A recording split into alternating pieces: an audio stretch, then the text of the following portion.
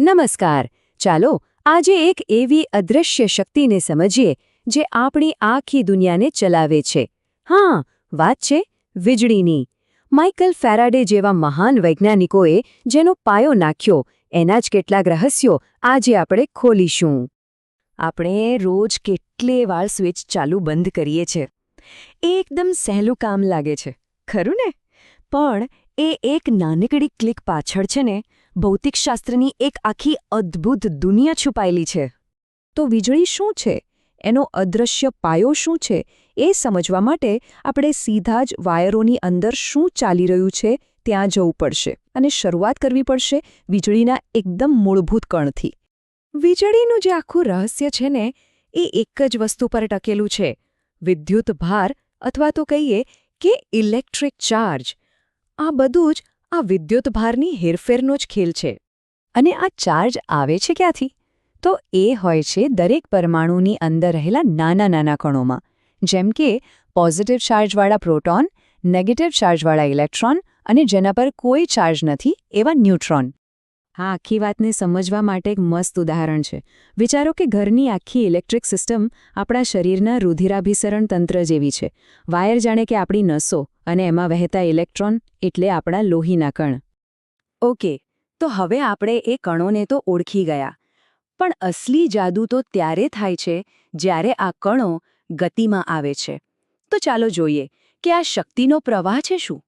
તો જ્યારે આ ચાર્જવાળા કણો, ખાસ કરીને ઇલેક્ટ્રોન્સ, એક વાયરમાં એક દિશામાં વહેવાનું શરૂ કરે છે, બસ એ જ પ્રવાહને આપણે વિદ્યુત પ્રવાહ કે ઇલેક્ટ્રિક કરંટ કહીએ છીએ.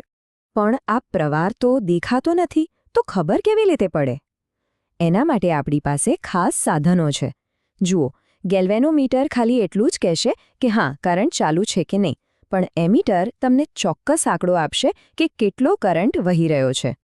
સારું, પ્રવાહ વહે છે એ તો સમજાયું, પણ સવાલ એ છે કે એને વહેવા માટે ધક્કો કોણ મારે છે, અને એવી કઈ વસ્તુ છે જે એને રોકવાની કોશિશ કરે છે? એ છે વોલ્ટેજ અને અવરોધ. જુઓ, સૌથી પહેલાં તો ઇલેક્ટ્રોનને ગતિ કરાવવા માટે એક ધક્કાની, એક દબાણની જરૂર પડે. બસ આ જ દબાણ અથવા બળને વોલ્ટેજ કહે છે. જેમ આપણું હૃદય લોહીને ધક્કો મારે છે ને, બસ એ જ રીતે. પણ જેવો કરંટ આગળ વધવાનો પ્રયત્ન કરે, વાયર પોતે એનો વિરોધ કરે છે. એ એક જાતનું વિદ્યુત ઘર્ષણ પેદા કરે છે. આ જે રોકવાની તાકાત છે એને જ આપણે અવરોધ કે રેઝિસ્ટન્સ કહીએ છીએ. અને મજાની વાત એ છે કે આ ત્રણેય વસ્તુઓ, વોલ્ટેજ, કરંટ અને અવરોધ, એકબીજા સાથે એકદમ સરળ પણ બહુ જ શક્તિશાળી સૂત્રથી જોડાયેલી છે. અને એ સૂત્ર એટલે ઓહમનો નિયમ. આ સૂત્રને યાદ રાખવાની એક મસ્ત રીત છે. બસ વીર શબ્દ યાદ રાખો. વી એટલે વોલ્ટેજ, જે આઈ એટલે કે કરંટ, અને આર એટલે કે અવરોધના ગુણાકાર બરાબર છે. વી ઇક્વલ્સ આઈ આર. સિમ્પલ. હવે એક બીજી રસપ્રદ વાત. આ જે વીજ પ્રવાહ છે ને, એ એક નહીં પણ બે બિલકુલ અલગ અલગ રીતે વહી શકે છે.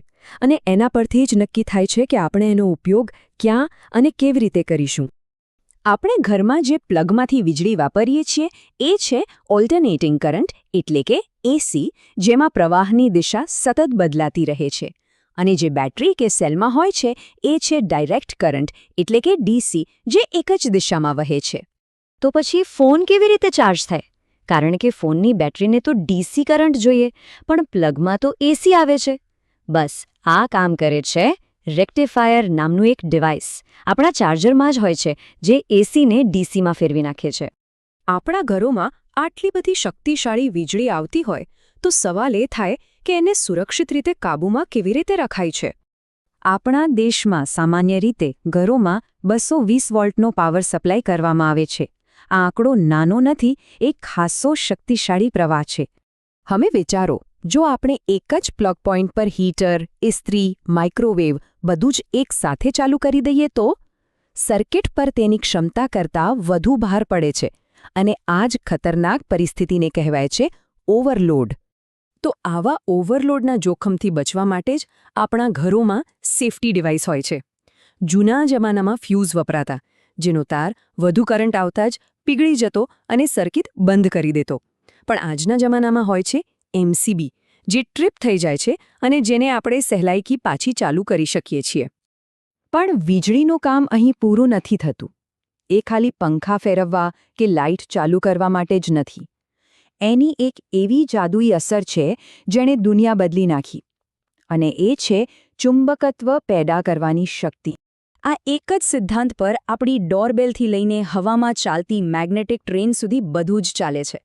આ બધું જોયા પછી ખરેખર એ વિચાર આવે છે કે જો વીજળી આવું અદૃશ્ય બળ બનાવી શકે છે તો હજી એવા બીજા કેટલાય રહસ્યો હશે જે આ અદૃશ્ય શક્તિ પોતાની અંદર છુપાવીને બેઠી છે.